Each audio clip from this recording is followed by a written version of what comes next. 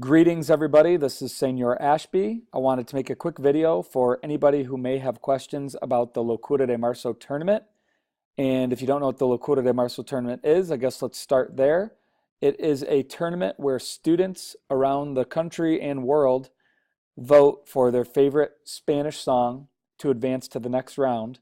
And we'd start with 16 songs, and we end up with a winner of the entire tournament. So it takes place on my website, senorashby.com.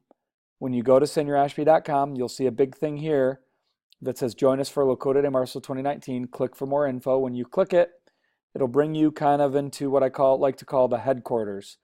And you'll see a lot of things linked here. How it works, which this video is a part of that, promo videos, Facebook group, which I highly recommend to check out and see what everyone's talking about. A lot of collaboration goes on there. The promo videos are some videos you can show your kids to get them pumped up. And if you're curious how the songs were selected, that's here. If you want to print the bracket, it's right here. Here is a playlist of all of the songs. And then we've got a practice round going on February 26 and 27. There's a bonus round if you just want a little more fun. That's there. We've got a Google Drive with resources. We got a cool product from SpanishPlans.org that coincides with what we're doing.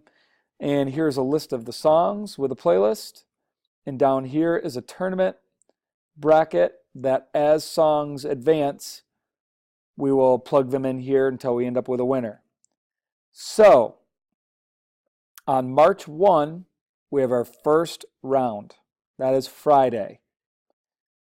And what's going to happen is on March 1st, which is a Friday, I will put a poll right here. And so you could get to these songs just as easy as I just showed you and play these songs for your classes. You're going to want to decide, do I want to show the lyric video? Do I want to show the music video?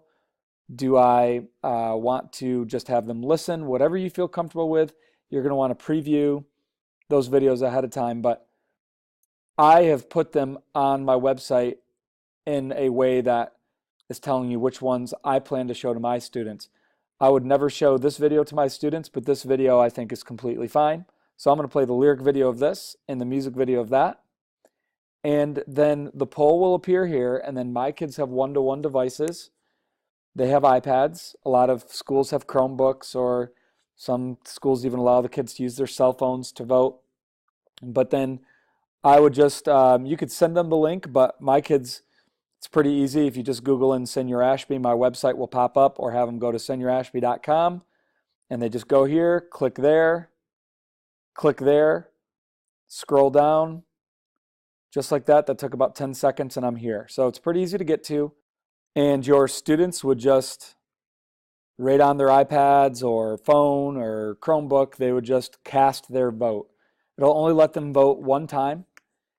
And if you need to use one device for multiple people to vote on, so for example, if you've got a classroom set of iPads you check out and you use them first hour, well, when those iPads get used second hour at first, it will tell the students that they can't vote because they've already voted.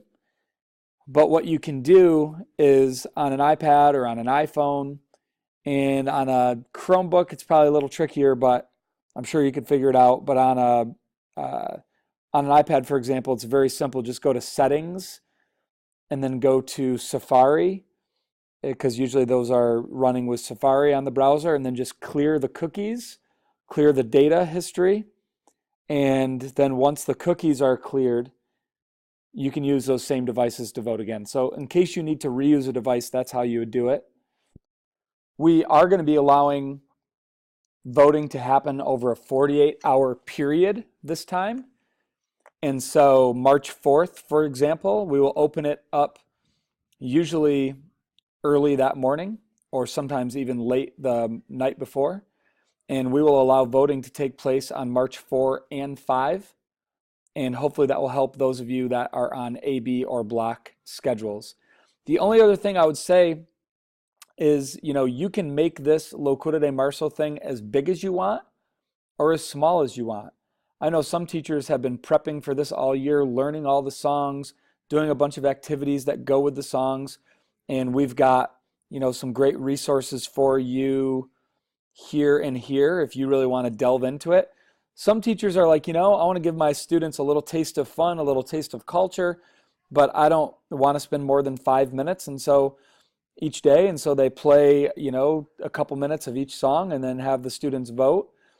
Either way, I think it's good. It gives students an introduction to culture, gives them an introduction to Spanish artists, Spanish music, the input from the songs, and their heritage resources. Authentic resources was the word I'm looking for, and it'll create some excitement in your class. So you can make it as big or as small as you want it. There's nothing to sign up for. Sometimes I get questions like, well, how do I sign my class up? You don't sign, you just join. Just join us. I just showed you how. And I hope that answers any questions that you may have. Looking forward to an awesome Locura De Marzo 2019.